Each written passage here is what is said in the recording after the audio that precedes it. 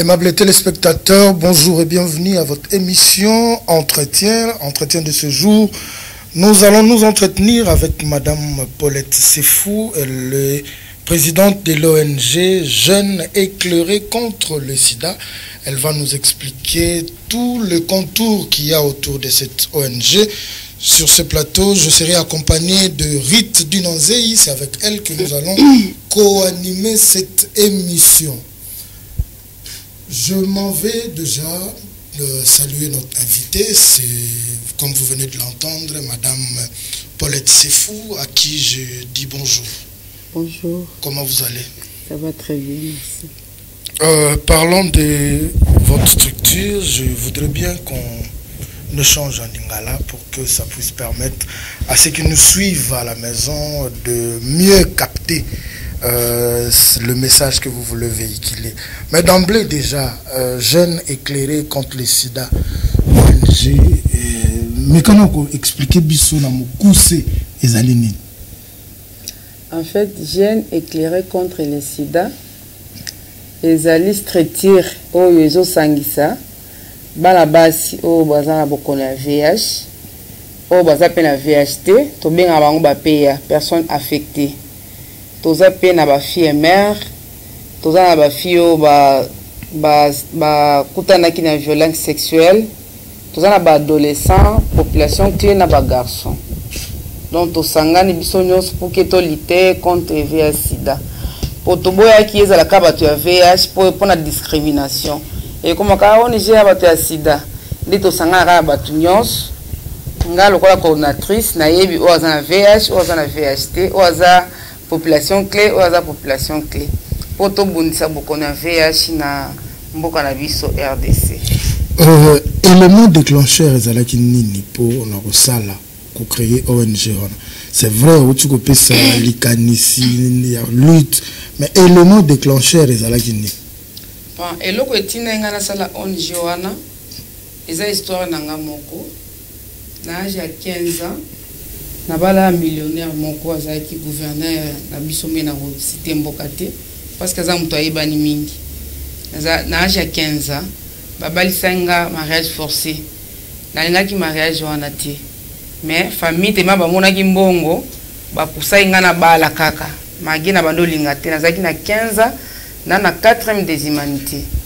Mais tellement zaki mwana mukie nazaki pina na choix te na yebaki pe ba droit na ngati na yeko bala mobali wana tangu na yeko bala mobali wana nzoka nde mbana zaki na VIH aipe abalinga mariage pe pilo lilo alliance ekoti tovana na ipe toboti mwana liboso mwana mibali ayeko kufa tangu tovana na mobali me nazaki mwana mukie na yebaki eloko te nazaki ignorant abano pisanga kisi abisinga eza pona ba infection tema mbala zaki kitoko makasi azaki pe na mbongo azaki na basi ebelenga mona beke mbali langa azaki infidèle abisinga ki ombelaka kisi o pona ba infection e bando batela pona ba infection ngapi na melaka nanga kisi wana na yeba kiteke eza ya VIH to voyager trop mais na melaka ba kisi moi to kena hôpital msusu bazinga babendi makila babendi epe makila na yibi na ngelo to bazisanga pe lokote mais na melaka kisi sikotango ayeko kufa tango akufi tozana matanga kandi elobamaka ombena akufina VIH ombena akufina VIH siko mutu akozwa pena courage akoya koyebisanga azalaki te parce que liwana na mobali na bando kokango te na bando pikeka ba crise nzali mwa mukie ti mutu moko azwi courage ayebisi sango na biso moko ya catholique azali lokola père na ngai spirituel ayebisi te mobali ya mwana yo akufi na VIH il faut bon mener à l'hôpital pour que il passe à la test tout à ce qui a tikal nango abandonner la kisi ce qui a zanango te gloire à Dieu ce que ça on a courage on a te parce que moi ina itananga na bando la trop na bando pikeka ba crise na bando ko kana liwa mobilité aye ko bisa koko nanga koko ngala ko lipa koko nanga na zana orpheline de père de mère na ko lipa koko nanga ba boti mama ce que koko nanga zo banga ko bisa ngabi na ko ya ko perdre koko nanga mais azuka courage yena sango ba singa non mobile na akufi na VIH il faut payer que ça test ce qui est zango omela ka ki ce qui est zango tenga fait chango kuta wapi abali nga na vierge na yeba ki mibali ti ce ko VIH lisusu ngai moko orpheline de père de mère Bolbi suma kamba VIH, donc ce qu'on finalement les années, veuve, âge ni nazalango, nation à 18 ans, pour tout ça n'est qu'à 3 ans qu'on fait qui n'a. OK. Na boya qui n'a bien que ça a testé. Mais ce qu'on t'a on va aller à Koufi na école bah tes marches tout ça va soigner il faut n'avoir 40 jours, tous là peut-être na tikala ils sont na zemi tout ça na na chambre. Ninga bimto yaki na babando na infection ya Koufi ngapi na ko tikala ngakisi. Na bino mele sukiste. Nzoka ndeki sana zaki avea. Est-ce que tant on a tiki kisi ndina bandi kobela na katika ya chambre wana ozela 40 jours. Na bano ça va fortifier. Babi ba minga na hôpital. Ba sanga test ya VIH habitin, nga test ya VIH bo sala ngati bo traiter ka malaria. Ba traiter ka malaria mais ezongi lisusu. Ba traiter malaria ezongi lisusu. Tina ekoloba Zambi.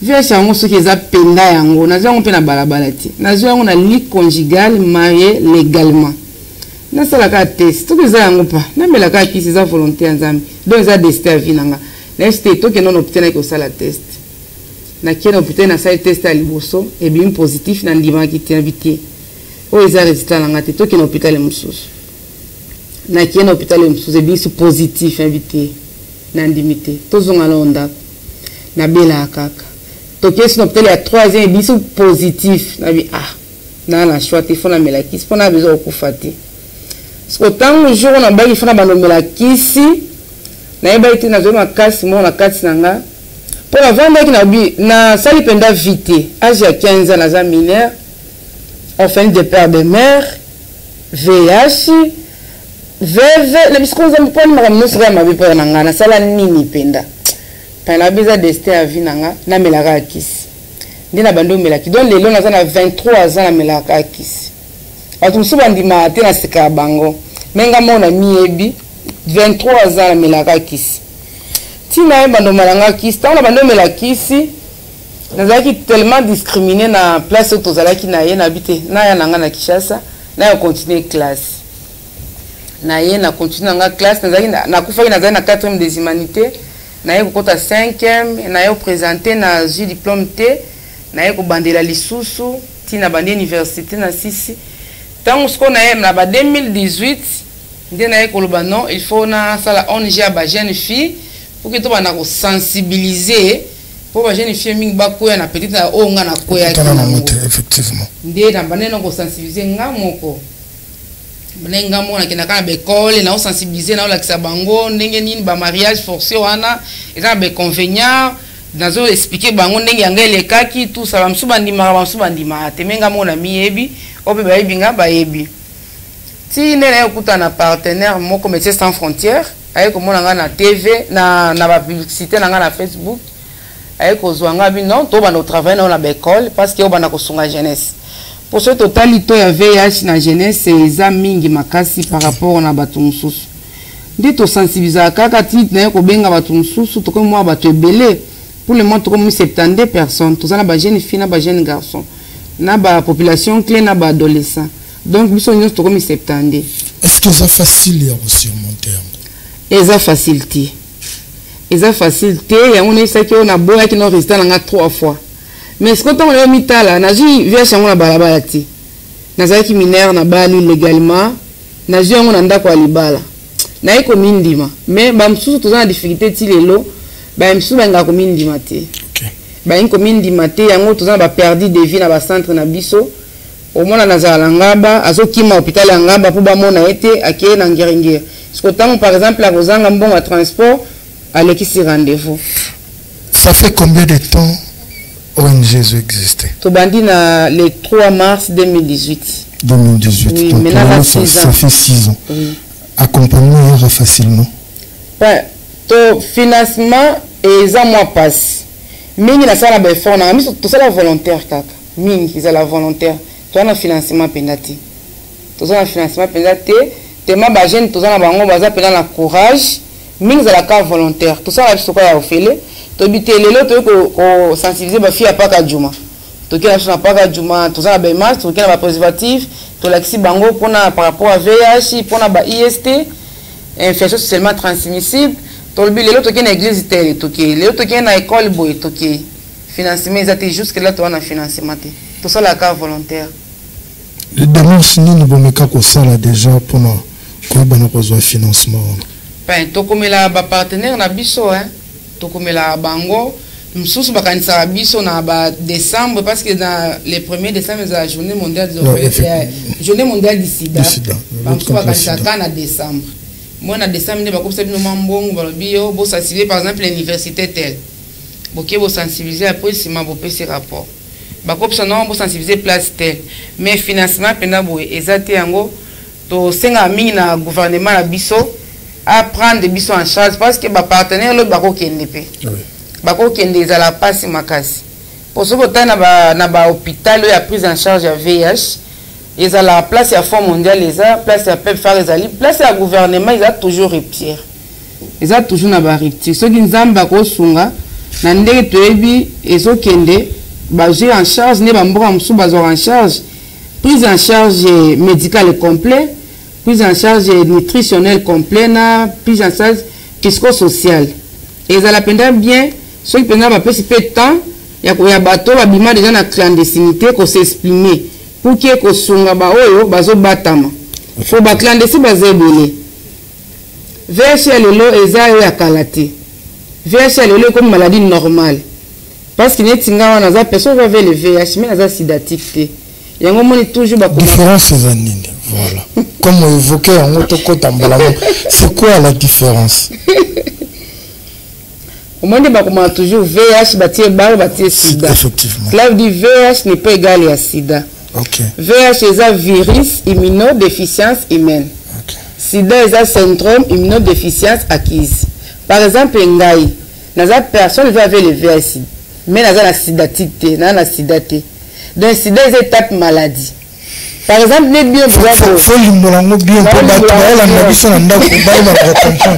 parce que na cité ce que le déjà VIH na sida te na la VIH cela veut dire quoi na la virus ya VIH na makila nanga na la virus za na kati ya makila mais sidatique ya hôtel maboye tendenga na oloba sidatique est étape maladie parce qu'il y a un syndrome immunodéficience acquise et comme na ba symptômes OK ba sidatique na minute ba na ba sonde na hôpital bazo sala bakaka na bapampex menga naza na VIH soki toza na VIH donc oza libre ya kosala makambo tout lokola yo toza na VIH pour VIH avant na kala makila mutu neti ngabo naza déjà indétectable et transmissible donc naza ina mesure ya ko transmettre VIH na partenaire sexuel nanga na kopesa VIH parce neti nga naza na couple discordant nga naza na VIH mbela nga na VIH tous en presque 10 ans, tous en bas la biso bazat na VHPT.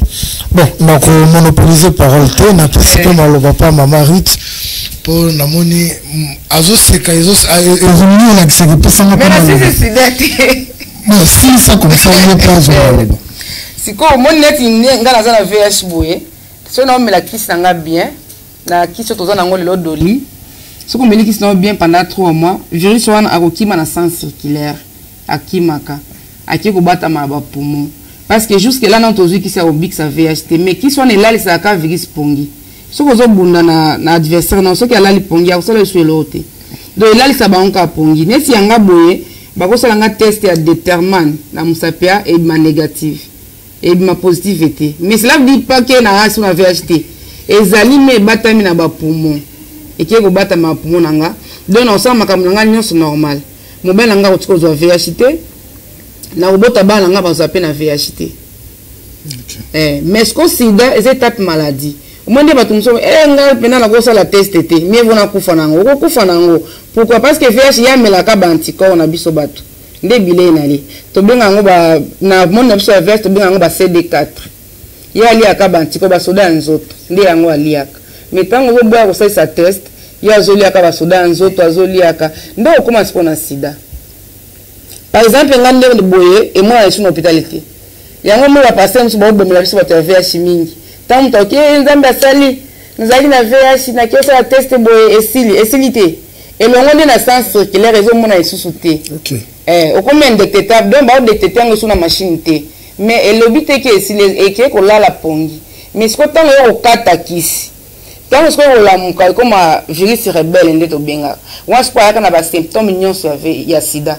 abimisa zona abimisa nzoko abimisa ka maladie ya minu carie dentaire abimisa ka makwanza do abimisa maladie nyonso ya mokili ba faute fièvre ba répétition ya fièvre même toi za na sida oboy tango oboy komela kisi oboy kosala test tango akosisa ba anticorps na yo okompena na étape ya sida ba diarrhée mutu so pena ko okana nzela ki o pena azana nyama kokonda okuperdre pena poids kosanze koya diarrhée ba forte fièvre makwanza biloko tout via service. Donc il faut que ça la test ce ko yebi ki oza fidèle pas moi na auto oza fidèle pas mbena parce que via chez comme na longité est-ce ndenga na obima bo est-ce que mto yebi azana na imda mo ko ba kina na VH so nga na bedi so to ko yeba ngote tinde na oloba mbo ba msuba ndima ba ngote mengamo na mi yebi yango na lobaka ngo pona esengote parce que eza facilité mto amindi makia za na VH effectivement na lobaka yango puke na sunga nde population na sunga jeunesse surtout. Maman Retina Pesio Malo. Merci beaucoup maman Paulette Sefou na Pesio Longonia. Ozali moko ya ba maman ya République démocratique du Congo o vraiment sengeli na oko leka tango nyoso na ndela ya bitando pona ko éclairer ndenge onje na o lobby jeune éclairé contre le sida batuba yeba. J'espère que na sima émission oyo tokozonga na o lisusu awa population ilanda parce que FM télévision ezali canal moko ezali ko aider ba jeune tozali chaîne humanitaire.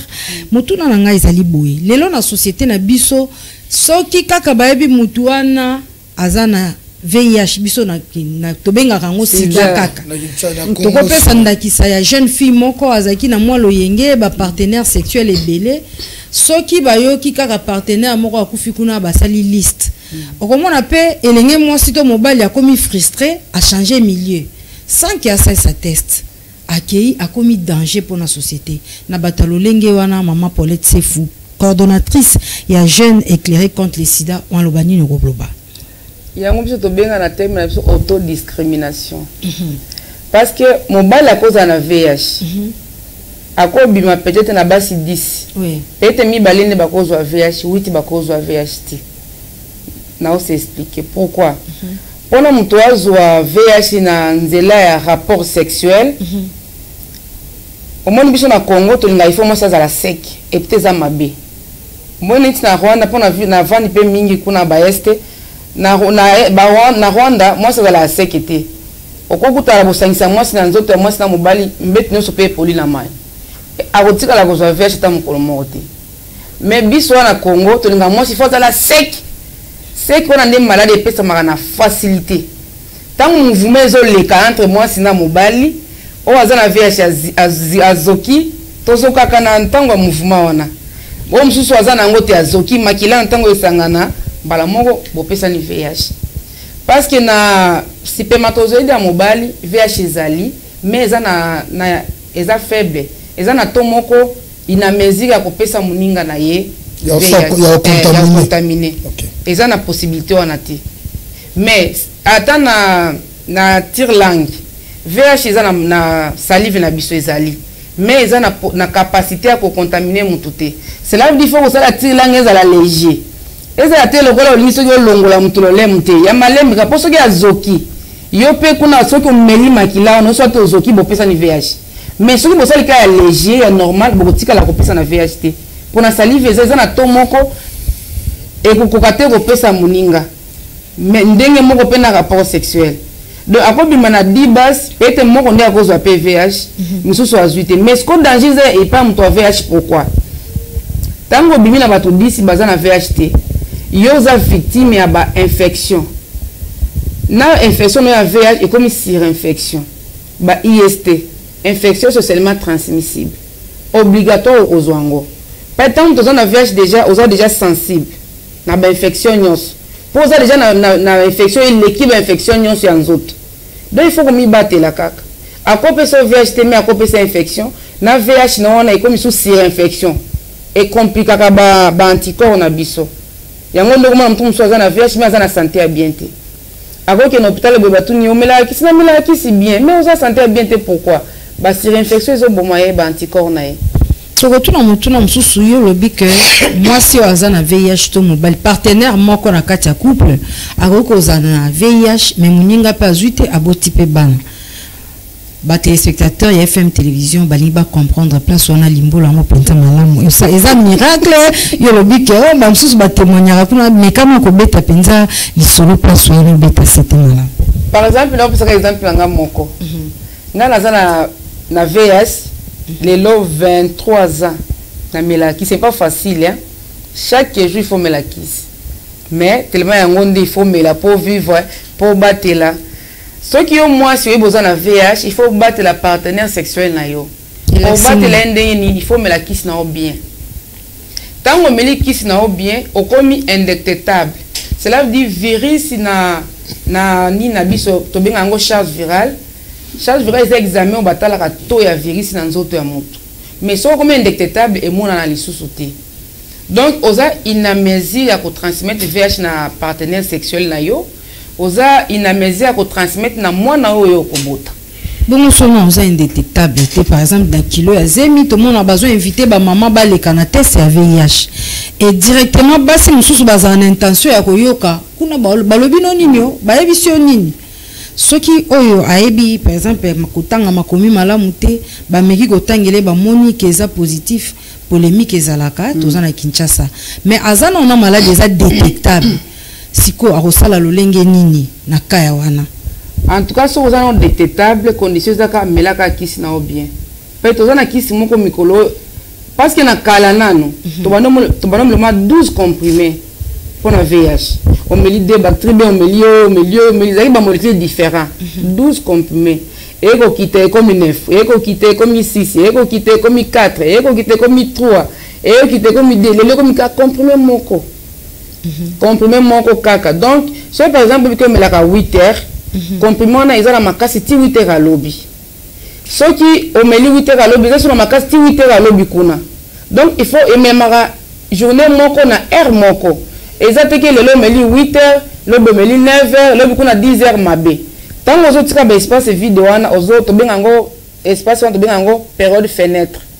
Virisi azola na kiss mais tant ozo lexaba air asaneti ala muka e beso anticorps na yo des fois respecter na air na yo et puis ngani par exemple na kiss na 6 heures donc chaque 6 heures il faut me la kiss so ko na mobile na on période wana en tout cas il faut bosser na non préservatif parce que oza capable de repérer sa VIH bosser les préservatifs au meli kiss na bien tant qu'est-ce qu'on hôpital batali to na yo ya charge virale au combien détectable on a des causes sous inamésie à couper sa VHT mais ce qui est détectable pour nous protéger il faut ça la préservatif en plus de cela cause oisémité parce que cause oisémité na moment nous a détectable c'est risqué pour na mwana oyo kobota yango mon toza na PTM ça prévention de la transmission du VIH de la mère à l'enfant les lokuto to comme na ETM élimination des transmissions des VIH de la mère à l'enfant. Donc, ce qui moi, sur la zème, il faut qu'il place au PTM Zali. On a des bakulans de la moine depuis na liboum. Tindeng au bout à moi, on a VIH. Ce que tellement de discrimination, ça m'a cassé dans le bon abisso. Après, l'hôpital, on a testé à VIH, bah, yebinga, na kia na place, il y a privé, kuna, bah, yebi état serologique na yote, bah, so bot so mona na VIH. Et ça passe. Mieux vaut nga mukolo bona mela kisi na nga na yebi na balaki lokoso ya famille na nga balingaki dote belé tout ça mais ce que moi na mukie chaque jour opesa ka kisi un jour akotuna maman opesa nga kisi za la nini ba msuto zo baka msuso wana omoni mona jino comprimé mo ka yango na école akela sai pa maman bisa pesa nga kisi za la ete na za noko na nga za la médecin akepa noko na za kisi a VIH mona comme discriminé na école mona kimi école. Donc, je conseille que maman aux en VIH pour qu'il y ait un hôpital où il VHT. Qu'il y ait un hôpital où il y a PTM pour qu'il y ait la moine très bien. Pourtant, on a un névrapine enfant, na bactérie à sirop. Si na ba maman non mona za bien, ba libérer moi dans programme, yo continuer na kisi na yo. Très bientôt, ceux qui t'ont malam pour les spectateurs, donc moto azali na VIH sida koki ko bala aboti pe sans ko contaminer partenaire nae to mona nae balandi bazolanda o malamu. Est-ce que dans cadre il y a ONG jeunes éclairés contre le sida bosala rappel ba activité moko pour na ko conscientiser ba congolais ba ye bana ba hôpitaux bana est-ce que et arrivera na bino pe? Oui to sala ka ba activité to sala rappel na ba activité makasi N'était le 7 mai, ils avaient une journée mondiale des orphelins, enfants vulnérables du sida. Tous avaient une hôpital à Kalembelembe. Tous avaient un financement à Moutoté. Moi, je suis en Kaka, tous avons une cotisation mensuelle. Tous avons un hôpital à Kalembelembe, tous avons un abisso, tous avons une activité. Moi, je suis en Bango, tous avons un repas communautaire. Moi, quelque chose, moi, bilamba, moi, savon, moi, poudre, moi, mafuta. Tous avons tous avons une école, tous avons une église.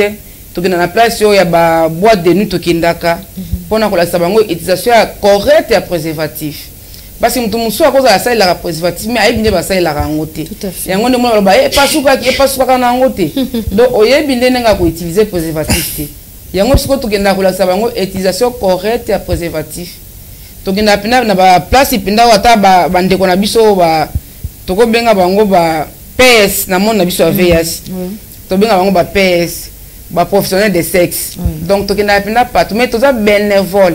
Tu as un financement mututé.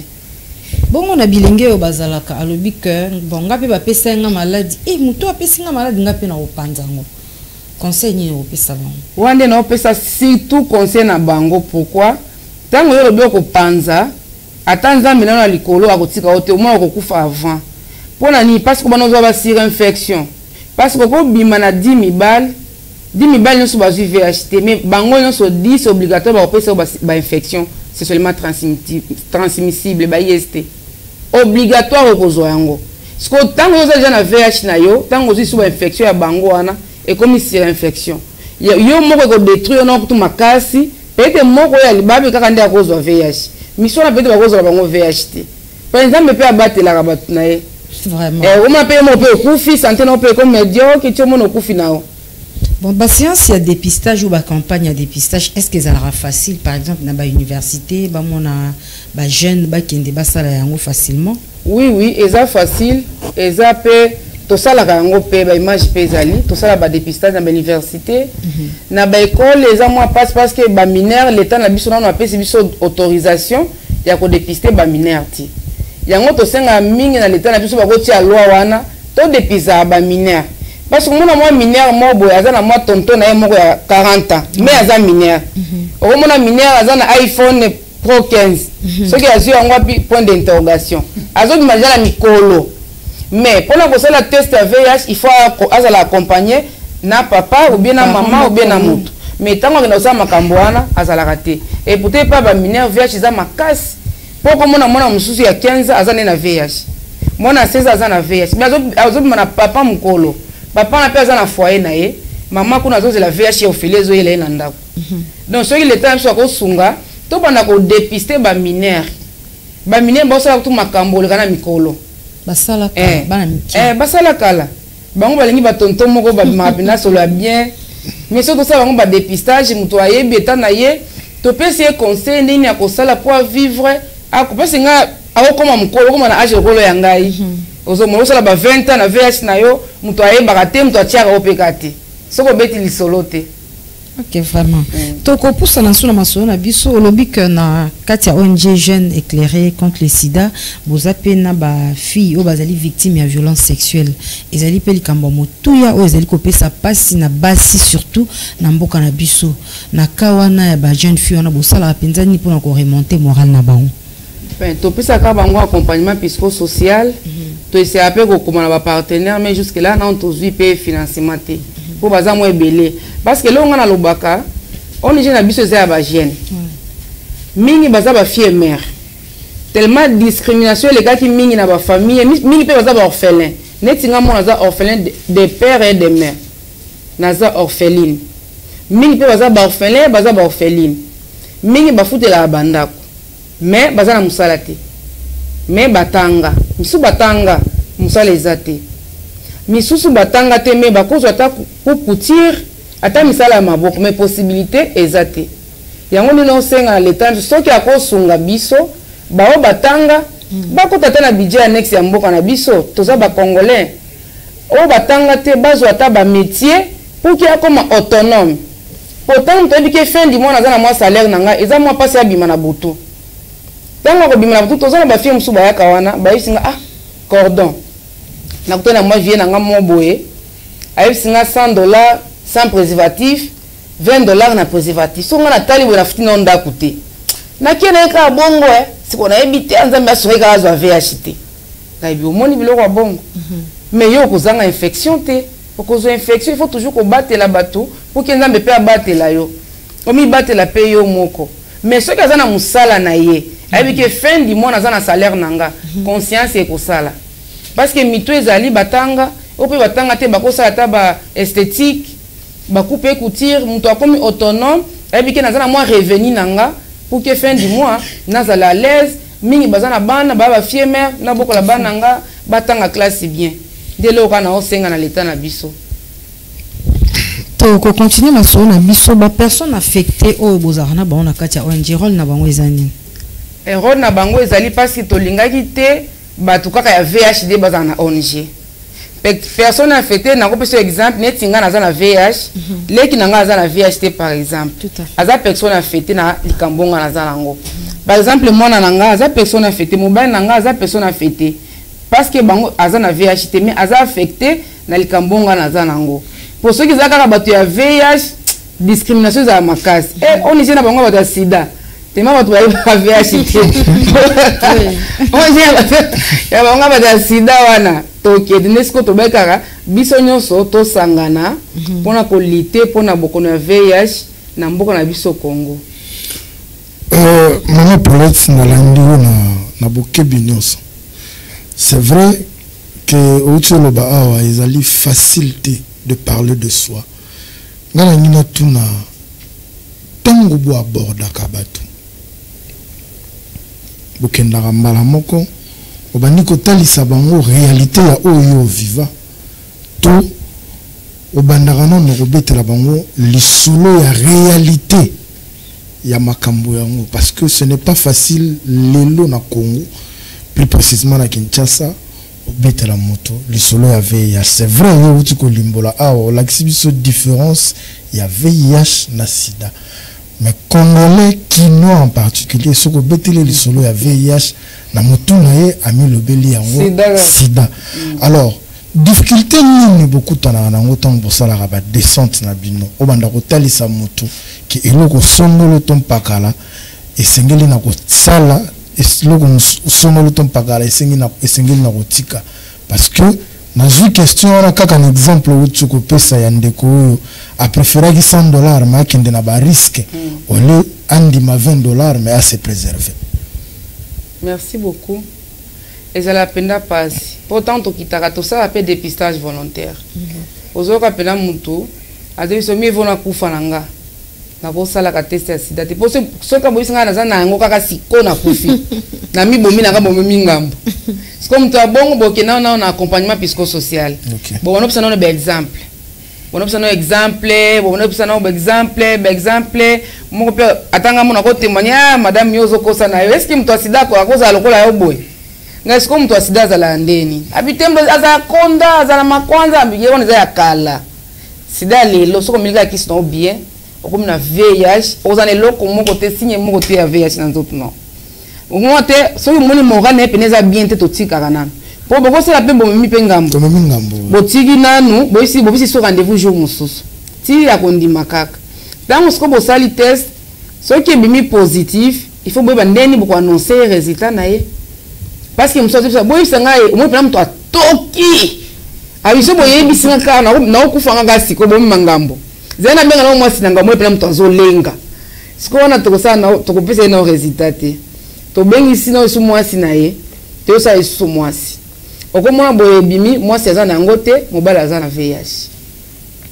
Siko pour moi sona ndima avant na mobali wana, ils appellent devoir. To bani siko ko expliquer na mobali, to expliquer nga na pesi par exemple nanga, soit muso ko za encourage, pesi exemple na ye. Oh, bozolo bembele bo kataka na mukuse eza nini? Si bomo mo pena ko kita, so bomo nshwa pena za ko kita te azongi lisunda ko na ye. OK. Aye su ko zonga rendez-vous mususu. Si au monde akiti bo expliquer pour résultat bimi positif, za ngo fin du monde te, eza VIH, oza na sida te, nde oza na santé ya bien boye, so baneka omela kisi na yo, oko remonter ba anticorps na yo, oko za na vie normale ndenge nini. nazo kufa na nga kaka muso bobi sanga papier mina ko maka testament nazo kufa na nga side bi kaka te nga kufa eza mystique si comment to convaincre penda est-ce que moi sinanga na ko bise ndenge ni nga za pasteur po zona kama ko pasteur nga za pasteur na moi sinanga ndenge nini ayibike na za fidèle pa na ye siko na wisi na te izamba faso ebele si des hommes maka izaka na rapport sexuel te bino pe bana mbaye ko mulinga bana vernis mwana vernis boza lupango boza 6 portes soko si kuna ya pe osala ngawe a désinfecter ba biloko na été so kuna azokisa ki mtu mmoja na VIH virus na no akufite parce que virus na libanda ya makila to jusque là to ebina no asala ka combien de DRT tango oto sala kuna epe azokisio akepe kuna donc ezana ba faso ebele na salon de coiffure tondezi moko bazo sala bazo désinfecter en moté eza pe na risque ozomo do ezana ba faso ebele ndenge na kaleza yake eloko ya kotongola moko ndako mobimba boko zolango ya tata mwasi nde ebimisaka mai bien peut-être na tata mwasi moko za na VIH eza pe risque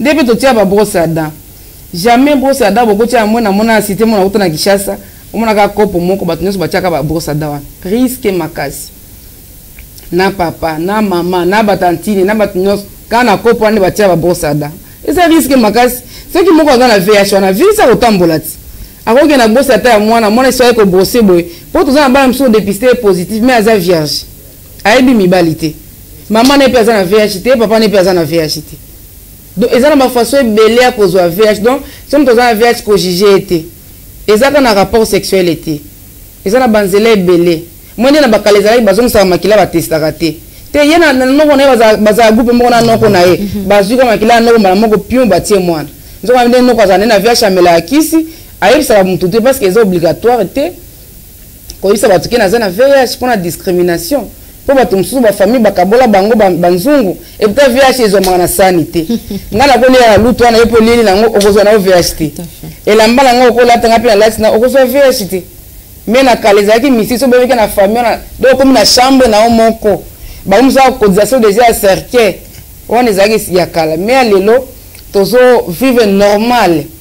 Il faut que protéger l'entourage nayo, protéger les partenaires nayo, protéger bana pour que nzambe pe apé so mikolo belé apé so santé malam.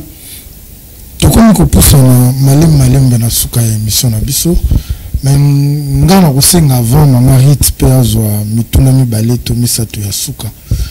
Ba congolais bazo tala biso. C'est vrai tozo tourner émission na Kinshasa, mais Congo za munene. Congolais na mutuna ye atikala na logique ya sida. Plutôt VIH, c'est la mort racontée par le bout du doigt. Les lots qui kotali sabango nini. Parce que, na nyoso to koyoka, muto alandi biso, aza muto ya tembete nitro ba Saint Thomas, akoki kondima. Mais na ba Saint Thomas, okoki koyebisa bango nini. Et puis bato bazana ngo, bazoyoka soni, na koyeba na okende kozwa kisi, pour protéger ba o bazana yango te okoki koloba na bango pene. Merci beaucoup papa. Na bana na ba o bazana yango te. Par exemple sur na famille mutu moko azana VIH, il faut bolakisa bolingo parce que bolingo na bino wana ekosunga ye à vivre longtemps, à se sentir à l'aise, à mela kisi na bien. Et là ozo tinda ka bato ba boya komindima pourquoi ba famille bazana na image ya sida ya kala. So baby kan de comment on a VIH de discriminer na façon moko impossible. Aller sur na bango place mon côté, asimba le côté, cantine asimba te, toilette ba comme kabola ye, biloko tout, nde batu mi ba linga mieux voir mi bomba na ye. Pour ceux qui ba yebi à cause la mal à l'aise. Parce que VIH est obligatoire de ça mutonyo sauter hein. Il faut ça mutoyo, peut-être à cause ngota na prière, à cause ngona ba conseil. Ako rappela ka lokola era komela kisi akoma lokola père éducateur na yo okoma na famille na nazana bien nazana bien peut-être na mama leki nde naza boy nazana VIH boy na boy tous o ako garder l'autre likambo mais ceux qui vont tirer mal à l'aise et ça moi passe mto alo ba vérité na ye akona kwa komi bomba VIH pe soko zo mi bomba ozana santé à bien te ozo bona monti ozana fardeau mo boy. Pour ceux qui ont été moi sida kuna yo ko mal à l'aise. Donc ba obakela nga kaka. Mais mutu ko langa olo ba sida moi je m'en fous. c'est ma vie positive, je le vis normal. Lokola yo, lokola ye. Nasi na mindima, naza na libala, je suis femme mariée. Na podia mba nanga, na podia ba nanga, na podia famille nangai. Donc na vie nanga normal. O baza na ngote, bo discriminer o baza na ngote. Pourquoi? Parce que ebinzela nini azwa ki ngote. VIH eza ba réalité ebele. Ebele makasi. Banzela pe eza ebele akozwa VIH.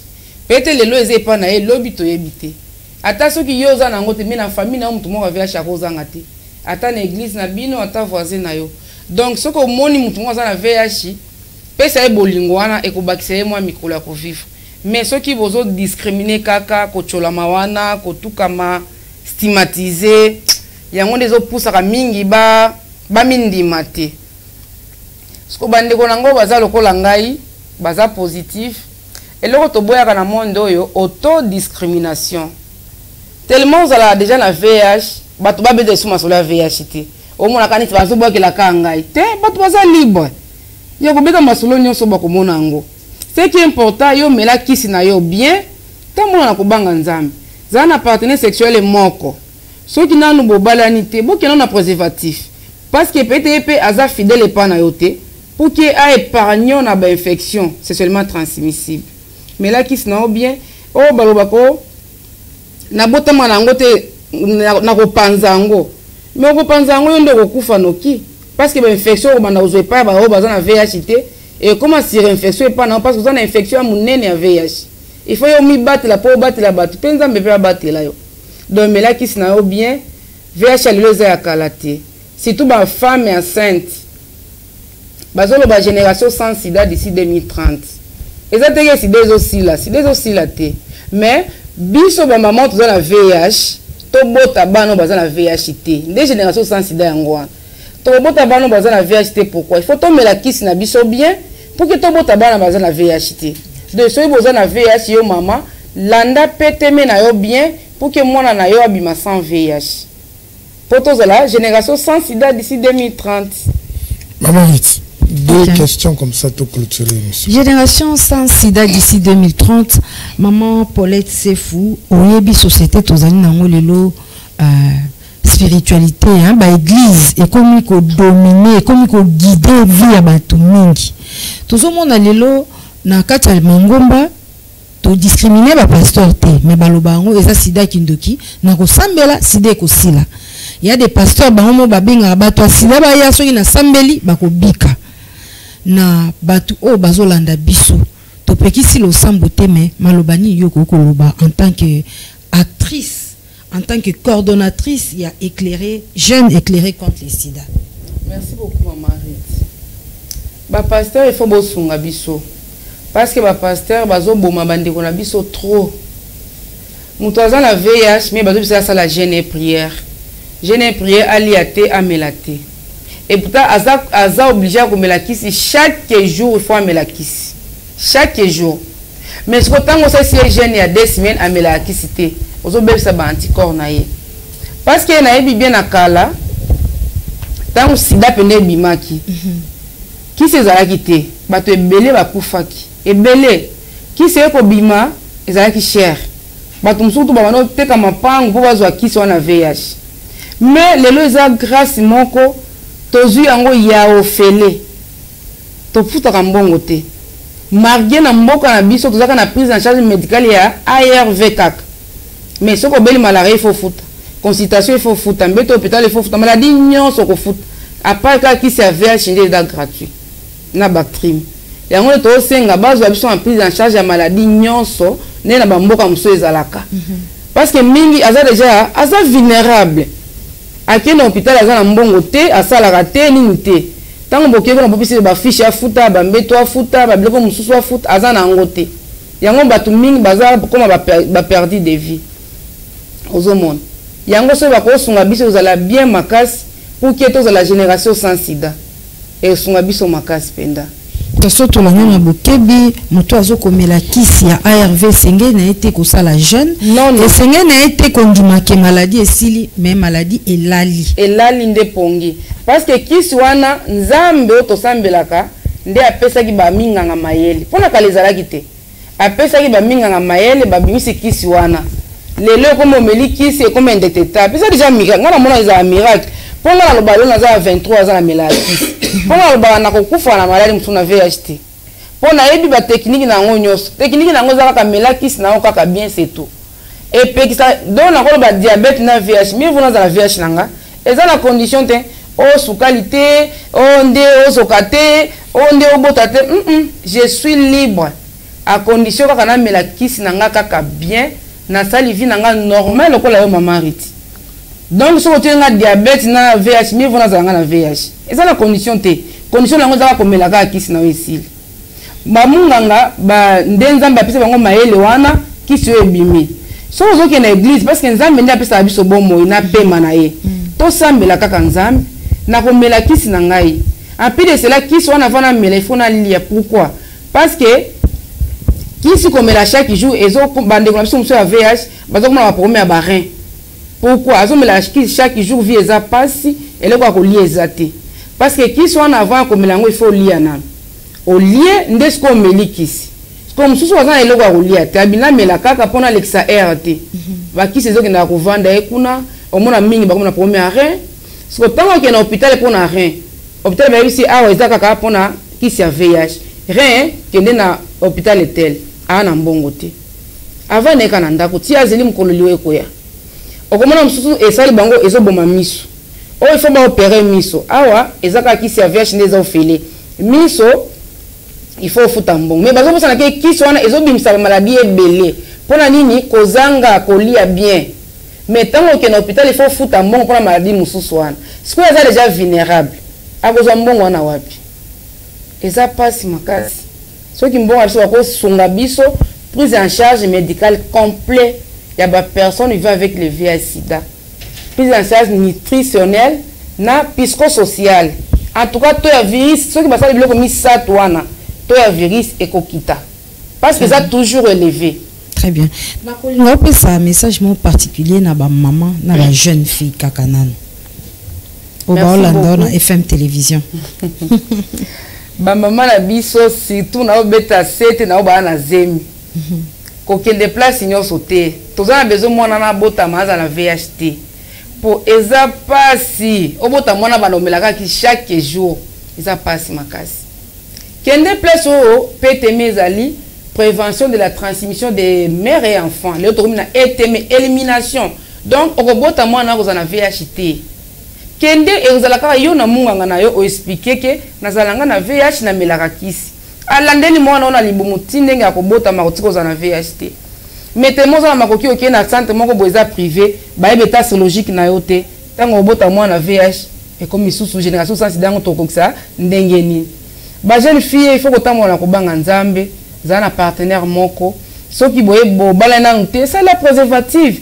Pona komi batela yo, na obatela pe partenaire na yo. Tant nzamba olinga ba période de mariage, soki boza na VH, il faut que c'est vérité. Soki azaya yo, VH est brisaka vrai amour te. Parce que nga on a bala, naza na VH na bala, naza pe na bana nga baza na VHT, mobile nga pe aza na VHT, mais to vi na biso normal, toza na bolingo moko zo idete. Peut-être bo baza na VHT bana bolingo wana te. Toza très à l'aise. Parce que ti lelo, to ya mo akenda hôpital ba ki basali test, aza na VHT, ti lelo. Botambo kana kubanga nzambe, so mobile penda lingi yo. Atoza na VH akolinga yo pe akobala yo akohonorer yo. Akolinga yo parce que VH e brisaka vrai amour te. So ki zaki amour ya nzoto ekokabwa na penda. Mais so zapi na nzambe atino pena balobi molonga ni na yo. Bo koma tina libala tina mariage. Parce que belé to balisa bango, ba fie na ngai belé bazobala. Mingi pe bazobala pe bato ya VHT. Mingi bazobala o baza na VHT, musu pe bazobala na o ya VH, o ya VH babala na bango. Ba boti pe mon aza na VHT. Vraiment donc couple bango mi balé baza na VIH mais ba boti mwana. Akoza na VHT. Baza bazozwa prise en charge na bango. Mais ceux qui moko entre moi sur mon bal ou ceux qui m'ont dans VH, nous sommes dans VHT, to bien un couple discordant. Donc très bien to zo bali sabatu ebele. Et puis la vision positive normal quoi batu nyos. Vraiment. Voilà, je pense que makambo rolobeza ebele mais du fait que TV zalingonga biso to pesio merci na koleka lelo na émission na biso entretien. connaissez ça mbala ya liboso mais vous allez mbala ya sukate parce que mituna ko continuer koya chaque jour qui passe batu va continuer à mituna sur mal VIH et mituna autorozoa en retour par rapport à l'émission je pense que yango et ko permettre biso de bana ko organiser émission mususu je ne sais pas ce que vous avez logo moko kokaki koloba o lobité pendant émission mobimba topesio une minute. Merci beaucoup. Eza coordinatrice nationale de JEX, Jeunes éclairés contre le sida, l'ambassadrice des personnes vivant avec le VIH-Sida à République démocratique du Congo. Mon numéro de téléphone peut-être 081 89 69 333. Ma boîte email c'est pauletteCFou minuscule2018@gmail.com. Aux chaîne Nabiso. Donc naza penda dispo. Attention besoin de descendre sur terrain, bobeninga. Teni penda terrain, nazu penda mégaphone. Tout ça musa toi besoin de resunga. Génération Nabiso, ba maman, ba papa pour que na 2030 tous la génération sans sida. To ebike nzambo to sambelaka akotine soka ba partenaire bakoya. Bakoyaka to kosala pe musala mais volonté ezali makoki ndezati. Merci beaucoup. Voilà, merci beaucoup. Bino batu bozaki li bakoya Rolanda biso, vous avez suivi, ce n'est pas facile que quelqu'un fasse un témoignage sur elle et lelo bato bakena ko boire pe bambongo pa ba musicien za na ba posa na bino mais il y a une structure où ils allaient ko sauver babo moi soki na nzela ya numéro ya pesi na émission bokoki ko kende ko porter bango main forte et aux ala malamu soki te vous pouvez passer à la fondation Maloua trouver bana ko orienter bino pour que ba les sunyo nyonso bokoki ko yana yango eye bana ko sunga ba population d'abord ceux qui sont ignorants et puis na ba o ba yebi ke babika kana malade wana mais deux fois ba ki mara ko se de nous commis bimisa pour la discrimination. Merci à vous tous qui nous avez suivis. Je pense que le rendez-vous est donné pour le prochain numéro. Vous tous qui avez suivi cette émission, ceux qui besoin d'avoir préoccupation, appelez-nous, écrivez-nous dans le numéro c'est avec écran comme ça. La prochaine émission, tu vas poser ma question et pas à maman Paulette Sefou. Au revoir.